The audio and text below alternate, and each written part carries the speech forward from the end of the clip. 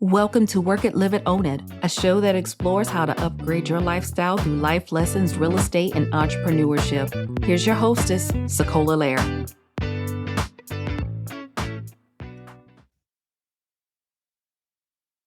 Hello, everyone, and welcome back to another episode of Work It, Live It, Own It. I'm your hostess, SaCola Lehr, and today's guest is Rushell Lashay.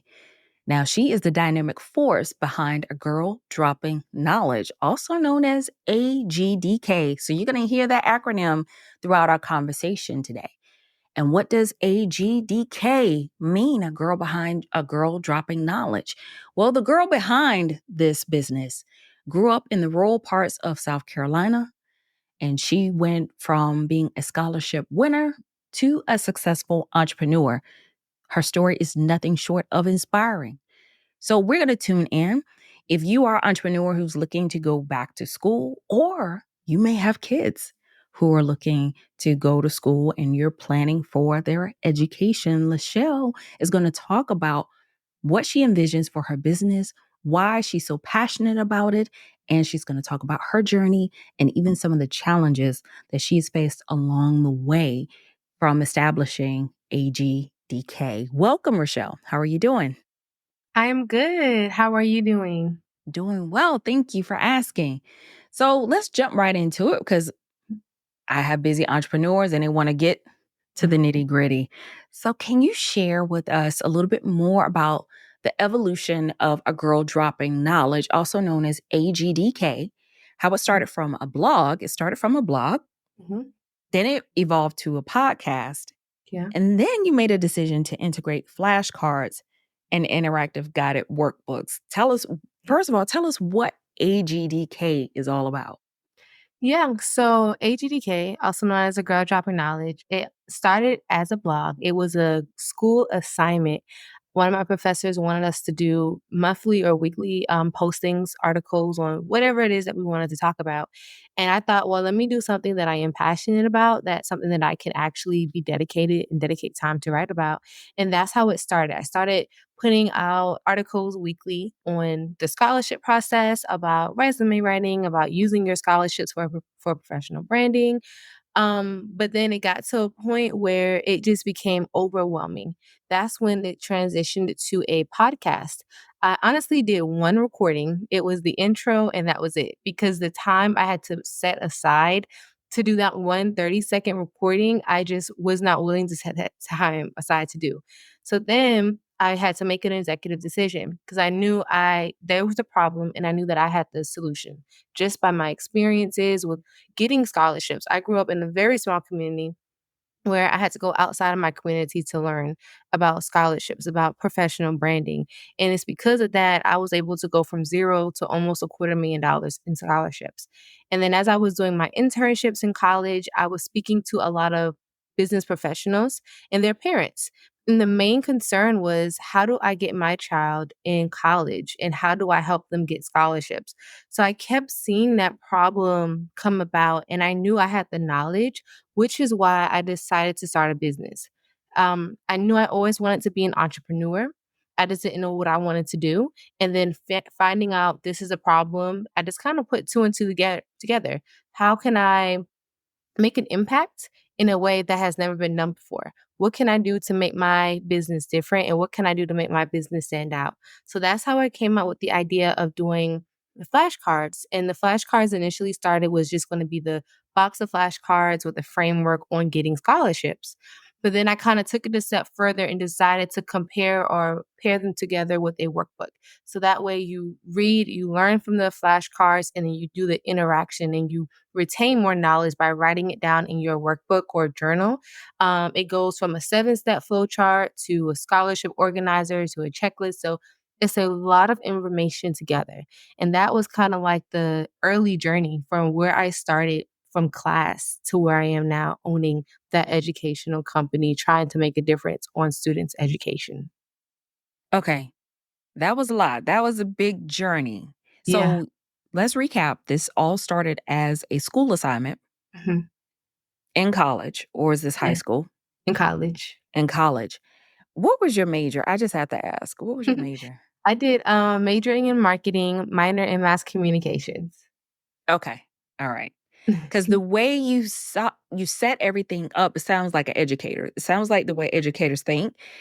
But then the marketing piece, I can see that because one, you created something and then you saw that it didn't work, right? Because a lot of people just think, oh, I can just start doing a podcast, do the recording, and blah, blah, blah. And it's going to be easy. I'm going to share it with the whole world.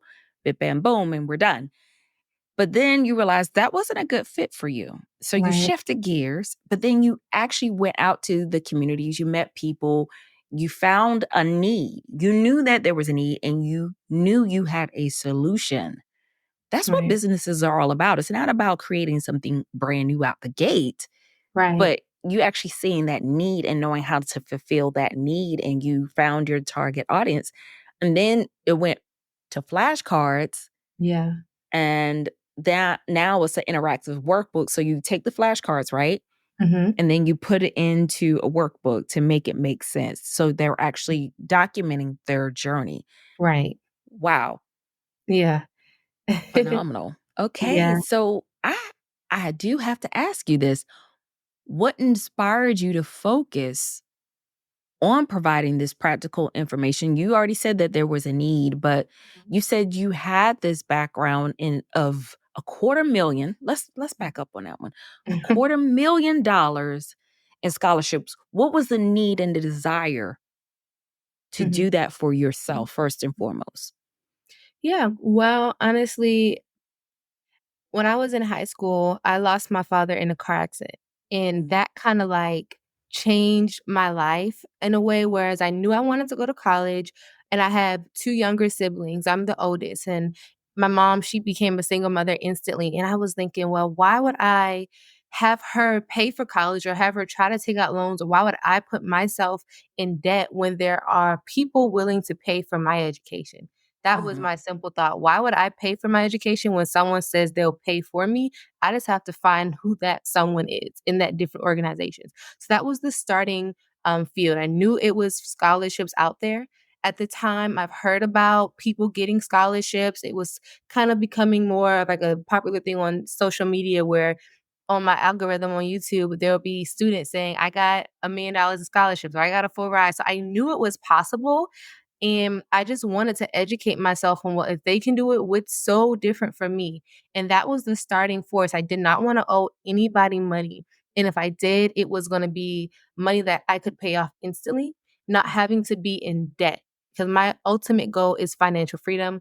And I want to teach that to others. So that's kind of why I decided to go it for myself. And over the time, this I'm actually in my master's program right now on a full ride scholarship. So it's just time. Every time I've been applying, it's just accumulated and it's allowed me to go to school and not worry about financial burden and allowed me to focus on like my professional skills, getting internship, getting opportunities, and just kind of being able to reach that goal. So that's really why I decided to go for it for myself. I love the fact that you were able to walk in your own shoes. You saw, Mhm. hey, if other people can do this, there's plenty of money out there, right? Right. I can do it too. And you didn't get discouraged, or did you get discouraged along the way? Because how many? First of all, how many scholarships did you apply for? Did you keep track? I I kept track up until I got into undergrad because I remember every day after high school, I didn't have a social life outside of high school. I had early release. I came home, I sat at my dining room table and I applied for scholarships for hours. Like I get Mhm. home around 12 and I'll be up until after midnight still applying. And I probably applied to hundreds. I'm sure I got rejection from most of them. It was a discouraging process because it was something I had to dedicate my time to. I had to be okay with putting 110% into something and not getting anything back in return. But I do think that process prepared me for life, especially entrepreneurship, because every day it's like I'll put 110 into a project and it goes nowhere. And Mhm. but I have to be okay with that and I have to continue moving forward. So it was very, very discouraging. I remember the first scholarship I got was $75. I was grateful, very, very grateful for it, but I was like, "Okay, great, but I'm still trying to, reach that goal of having a full ride." So, it paid off. I just had to develop that mindset of being okay with failure and understanding that it happens and it's a part of growth. So it was discouraging, but it was a process that I learned and it helped to develop me into the person that I am today. Thank you for sharing that. And for my fellow entrepreneurs, if you are a parent and you want your children to listen to this particular episode, hone in on what Rochelle just said. She focused. You focused, Rochelle. You knew, like you said, you didn't have a social life in high school, but you carved out that time. You didn't Right. use it frivolously. You carved out time. And you already focused and said, okay, you already prepared your mind. There are going to be some no's, Yeah. right? And yeah, sometimes I would think a $75 scholarship would kind of sting. You'd be grateful. Thank you. I appreciate it.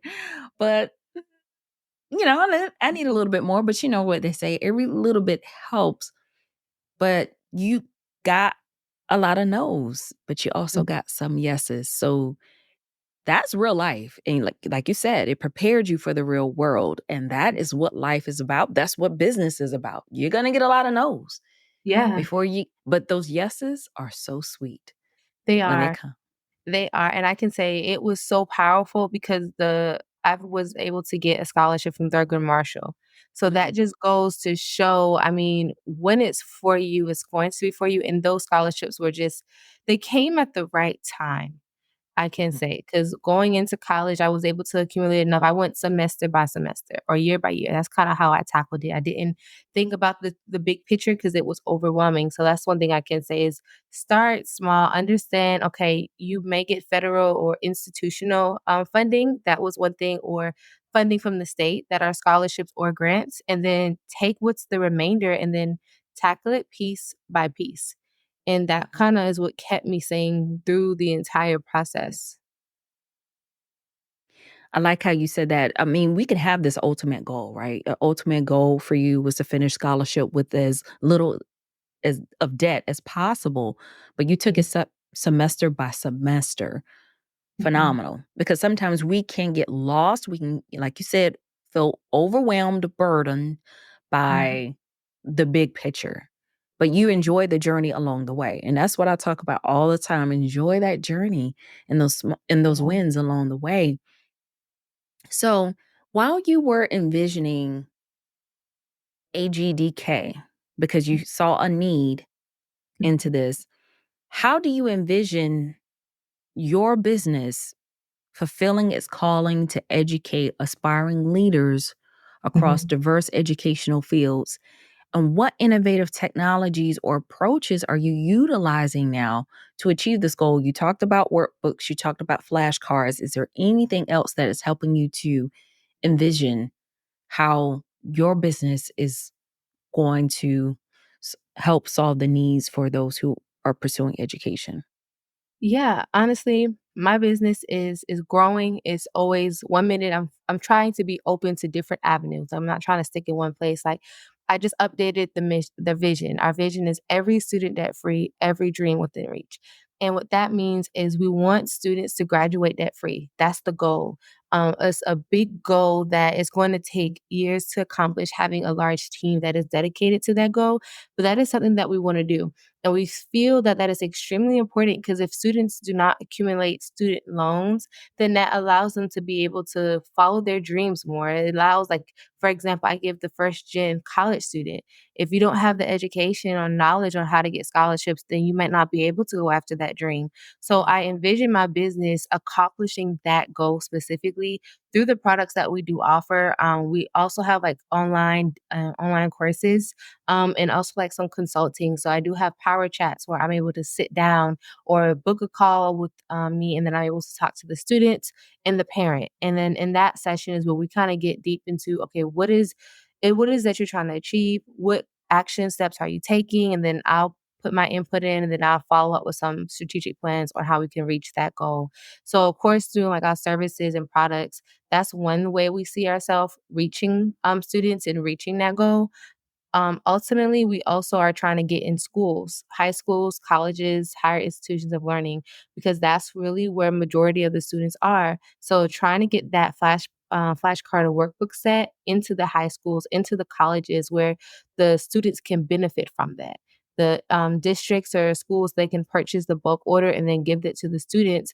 That way they have access. They have the direct access to this is the steps on what you need to do when it comes to getting scholarships. So that's kind of how I see the vision going. Again, it's always changing. Like entrepreneurship, it can be one way today and it could be another way tomorrow. So as of right now, that's kind of where I see myself. And that's where I see this product reaching that goal and helping those students.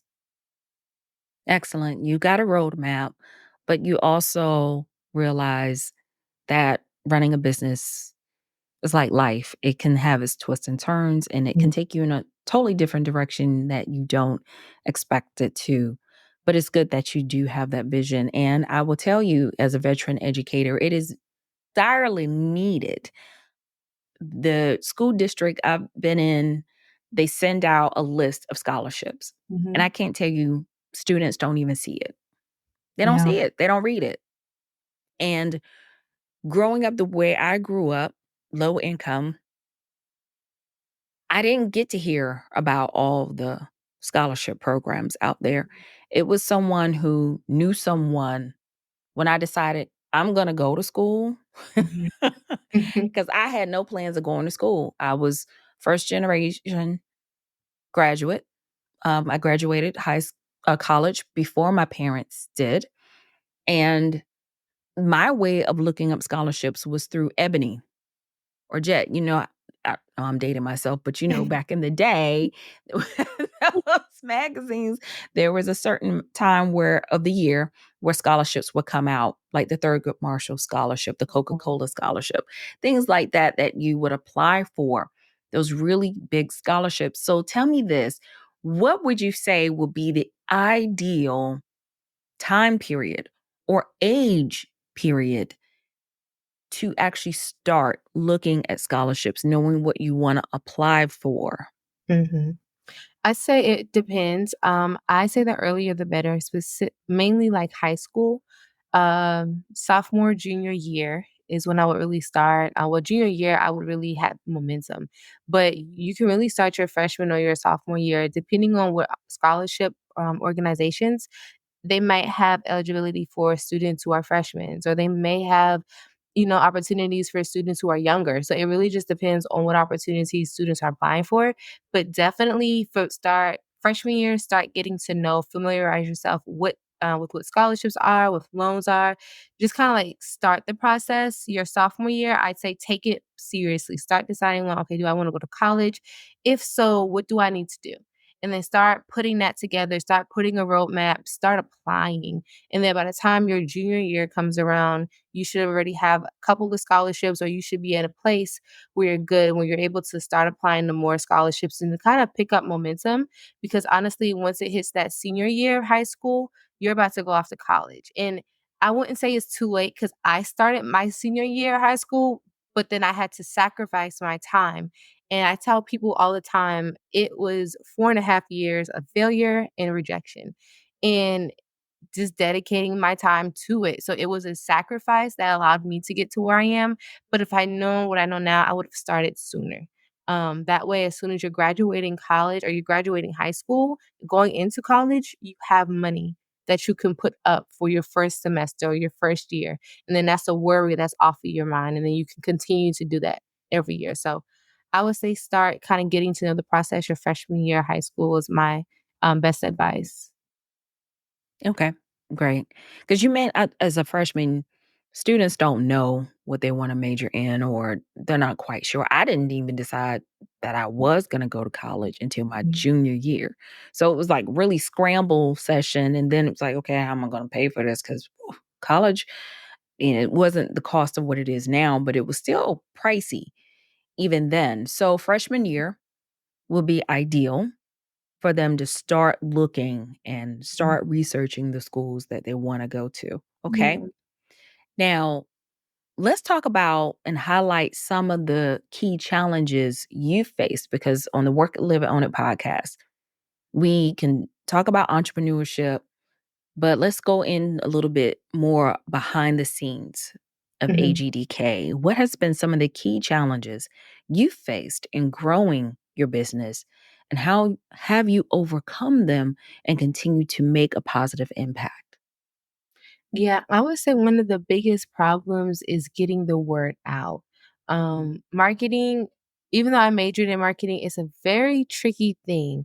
And it has a lot to do with knowing your target audience. Like I kind of said earlier, we're really switching paths.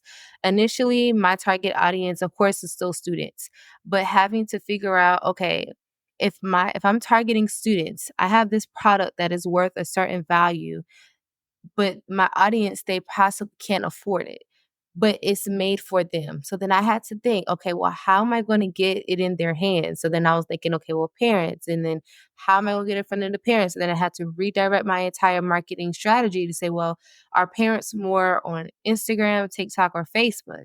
So kind of understanding that. And then once I'm able to implement that and staying consistent with it. And then I also had to think, well, what is another big revenue, or what's another organization that I can target? Which is when I came to the idea of school. So it's a process. I would say like the target audience, then the marketing and getting everything worded correctly and presenting it and getting it in the hands of the students. That has been the biggest challenge. It is something that I am going through currently. I feel like I'm kind of midpoint. I've been able to communicate with some high schools, some colleges about the product to see if it will be a good fit. And again, it's just trial and error. It's just getting feedback, being that I have not had been able to get this product in universities at the moment because I kind of really just started refining this process. So it's like I'm starting back from square one. So getting that feedback has been something that I have been trying to do to navigate through that, which has been one of the biggest challenges. Okay. But I love the fact that you're still going and doing. Hmm. And you've got the credibility behind it. And sometimes it can get discouraging because, like I said, I've worked in school systems and I've talked to so many entrepreneurs who have a great product, who have a great service. And I've even referred them to that. And so I would just say to you, Rochelle, personally, heart to heart, here, right here, now, keep asking, keep knocking, keep pursuing, because eventually you'll get a yes. And I will say this, maybe check and look into some of the what they call Title I schools, or also known as the low income schools, where 75% or more of the students are on free and reduced lunch. Maybe doing a virtual workshop with the counselors at the school and administration, and see if you can get in that way. Right. And I'm happy to give you some connections of people I know personally in education to get that started. I can't guarantee they'll say yes, but to just reach out and Yeah. see what they have to offer. Okay. Okay. Thank All right. you. I'm passionate. I will always be passionate about education, but I'm even more passionate about free education, Hmm. because if there is a way to help students grow and progress, but not have to go into debt. Because I'm one of those people, I will be honest, I have over 20 years in the education field. And I tell people all the time when a student asks me, if you had to do it all over again, would you go to a 4-year university? For me personally, I would say no. I would have went to a tech school. Yeah. Why? Because I wouldn't have had to pay off all that student loan debt. And even when I did go to grad school, there was an opportunity for a fellowship. I applied, I got it. So even for those who are thinking about, if you've already have your bachelor's degree and you're thinking about it, Rochelle's in grad school right now and you're on a scholarship. You've got scholarship money. Yeah. So grad school, you can get free money even in graduate school. I got some. Rochelle has received some. So it is possible. It is doable. And that could be another thing too. Another focus. I feel like I'm coaching on here. I'm not trying to coach you or anything, but I'm just trying to brainstorm with you. Think about some of these things about potentially even reaching out to the universities and colleges, but also focus on certain programs that you may want to say, hey, let's help graduate students who are working Hmm. that need free money as well. Right. That could be another target audience. Okay. All right. Enough. I'm done with my tangent. I'm done. I'm done. So, what advice would you give to aspiring entrepreneurs or content creators who Mhm. are looking to start their own platforms aimed at empowering others with practical knowledge and resources just like you? Yeah, I would say the one thing is understand what your problem is.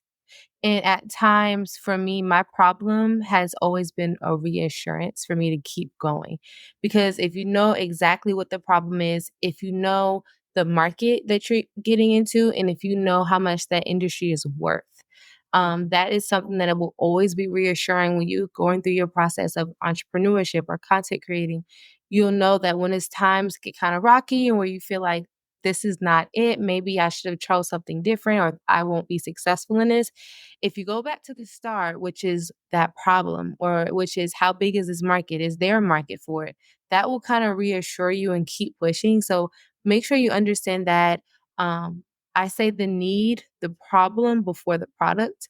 Make sure you're actually trying to achieve that problem. Make sure you're doing things to better others and not so focus on what you're selling. Try to relate to them, try to understand what their struggles are. I think that is something that I wish I would have done at first. Understand the pain points truly. Because when you're understanding that, and then try to find a way if you can relate to. Because if you're relatable, if you're really understanding of what it is that they're going through or what it is that problem, then your product will just kind of come in second nature because it's something that supports that. And it's not like you're pushing the product on them, you're actually pushing to solve that problem. So I would say before anything, understand the problem, understand the market, understand is this a lucrative industry? Understand is it scalable? Like in the next 5 to 10 years, will this even still be an industry? And if it is, what does that look like? And how would you be willing to move with that? So, kind of doing that research before even coming up with a solution or even making everything shiny and pretty through the business, doing the gritty stuff, the stuff that's not fun. So I would say do that first, that research. I'm not going to even chime in on that, but I'm in full agreement. I've mentioned that before because a lot of times when we start a business, we think about the shiny, the Mhm, business cards, the website, and nobody cares mhm. about that really. They care about what's in it for them. And it's not sexy. It's not fun to sit up here and be like, okay, what are people's problems? Yeah, And what are their struggles? What keeps them awake at night? But when you truly understand that, like Rochelle says, you are speaking. When you know your target audience, you know what keeps them up at night, you can speak their language. And then they right. want to know, okay, what's in it for me? Well, Mhm, fortunately, I have some practical knowledge and resources to share with you to take you from where you are right now to where you need to go. right, And if you know your why, that is your why. I'm here to help, to be of service. I'm here to help solve that problem, like Rochelle just mentioned. Great. Guess what? It's going to keep you going. right. But a It lot of will. entrepreneurs give up. They give Yeah, up. they do, and honestly, I do think, it has a lot to do with that either during COVID and after COVID, we saw a lot of people starting businesses. For me, I saw it everywhere on social media.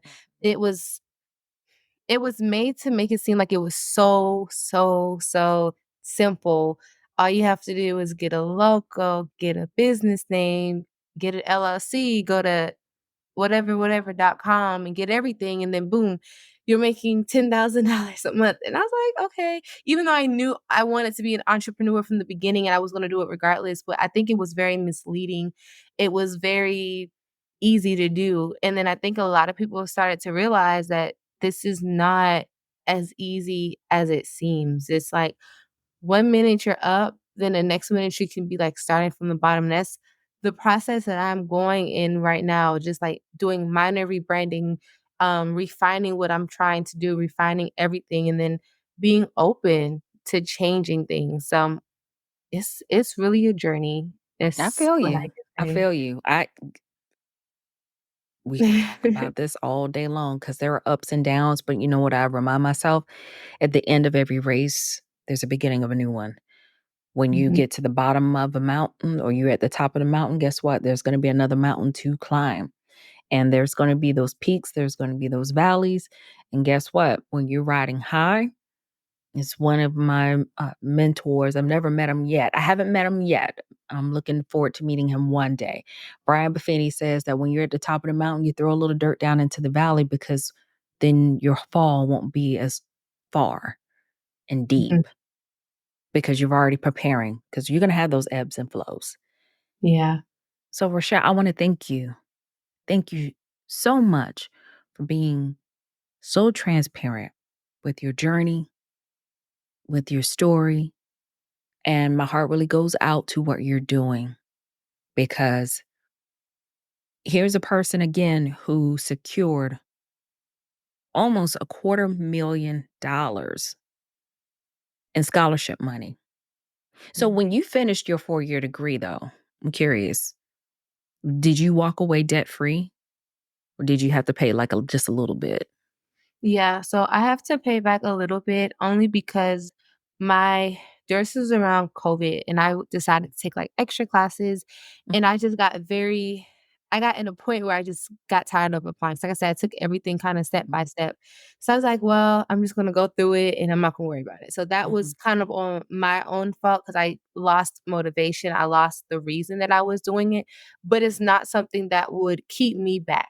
Meaning like it's something that I could pay off easily, not something I have to set up necessarily a payment plan to do, Mm-hmm. which is the goal. Like I say all the time, if you can, debt free is great. But if you can't, go for as little as possible. That way you're not paying a car back in as far as student loans. That's how I like to think about it. I mean, who wants to pay? That's money for a new car. That's money for a down Mm-hmm. payment. Or you don't want to think you're paying a whole trip, a couple trips for it. So when you put it in that perspective, I feel like students can understand that. Go as little as Right. possible. That way it won't handicap you in the future. Right. It's doable. It's doable because Right. the last thing you want to do, because starting out getting a job anywhere, they're not going to be paying you top dollar. Right. They're not. And a lot of college students, what do they want to do? They want to have their own place, right? So you want to make sure that if you do have to pay any loans back or anything, that it's doable. It's Right. within your budget. So I have 2 rapid fire questions for you, Rochelle, before we go. You Okay. ready? Ready. What is your go-to productivity hack when you're facing a time crunch? Because you're a grad student. Mhm. So what is your go-to productivity hack? Um, I'm not sure. I'm trying to think. That's a good question. Productivity hack. I usually keep, like, sticky notes sometimes, or I would put notes in my phone. I feel like that keeps me productive, but when I have a lot of things going on and someone's like, "Oh, hey, can you do this or can you do that?" And I just put it in my phone, and I have a note section that I share with my iPad, and that's also shared to my laptop. So, it's like a hack that I can look at on any device that I'm at to make sure that I'm getting everything done. I would say that's kinda what I do, or it's like a hack that I Okay. have. Okay. Keeping up with everything. Great. If you could only listen, and I'm putting you on the spot, sorry, but if you could only listen to one podcast for the rest of your life, besides your own or the one you created for 30 seconds, which one would it be and why? That would be TED Business Tepid. because just listening to it, it's just so informative. I learned so much, not just about entrepreneurship, but about life. And I'm driving and I'm like, oh, wow, this is a great hack. Let me write this down. So when my business grows into this large corporation, this is what I can do to apply here. I can apply that here. So it's just building me into that entrepreneur that I am trying to become. So it would be TED Business. I love it. I love it. I love the podcast that you're like, oh, that's a nugget. Let me hold on to that one. I love it. TED Business, guys. So I have my own podcast, but guys, hey, there's a lot of other podcasts out there. So check out TED Business, but most importantly, check out Rushell Lashay. If you are thinking about going back to school or you have young ones and you want to help prepare them for the future, real life skills of learning how to carve out time for what's important, learning that there are going to be some no's before you get those yeses, but ultimately the yeses are so sweet because they've worked hard for it.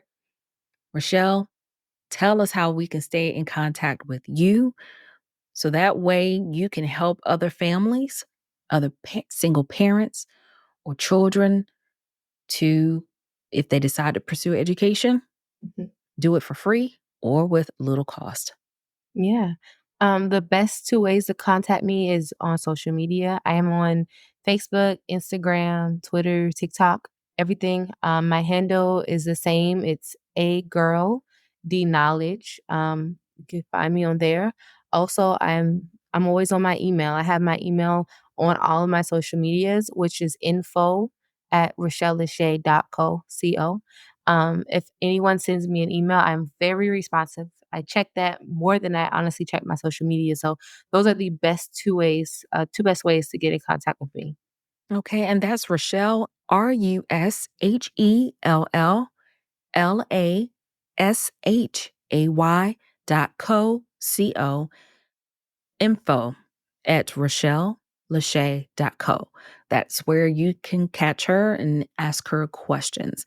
Now, if you are already a part of the Work It, Live It, Own It community, stay tuned because we're going to have a brief podcast after party where we're going to delve a little bit more and get some more insights from Rochelle. And if you are not, what in the world?